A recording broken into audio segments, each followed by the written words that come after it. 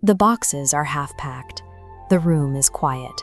Sarah, a widow, sits in the fading afternoon light, staring down a crisis that is unmoving.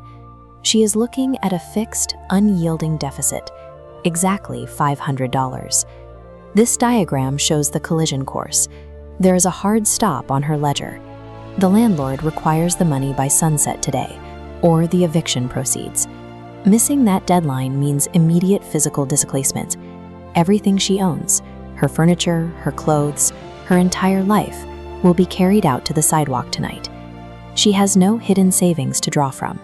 Every phone call to friends, family, and local support agencies has ended with an apology and a zero balance. The math is terminal. The clock is running out. Her accounts are empty, and there is no earthly mechanism left to stop the eviction. With the ticking clock echoing in her head, Sarah leaves the apartment and walks to the local park. Her pace is slow, weighed down by the heavy, physical gravity of her despair. She finds an empty, rain-soaked patch of ground. Exhausted, she drops to her knees. Her hands press into the deep mud in a moment of total surrender, reaching the point where human effort simply shuts down. In that heavy silence, something interrupts the dark dirt, a tiny, unnatural glint buried deep within the earth. She digs her fingers into the soil and pulls it out. It's heavy, completely caked in grime, and entirely unrecognizable beneath the layers of wet dirt. She had reached the absolute end of her own agency. In that moment of complete stillness, an anomaly appeared in the dirt, a reminder that a solution can exist in a space she never thought to check. Minutes later, the grim quiet of the park is replaced by the bright, harsh, sterile lights of a local jeweler shop. The jeweler takes the object to his sink, sprays away the thick mud, and audibly gasps.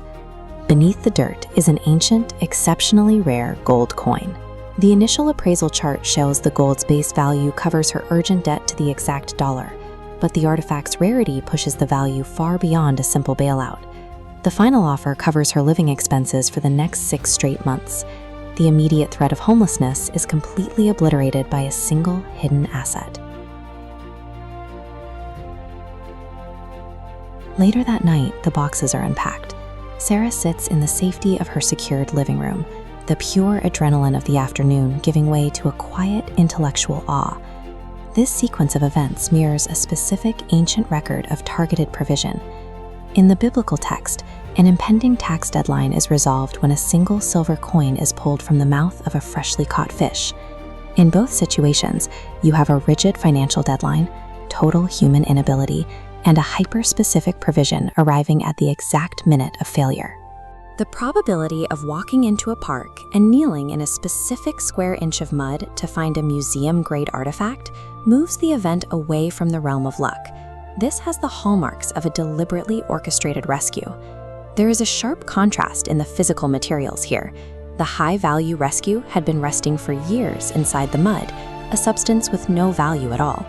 The timeline for the eviction was fixed, but the timeline for the coin was much longer. It waited in the dirt until the exact moment Sarah had no other options left,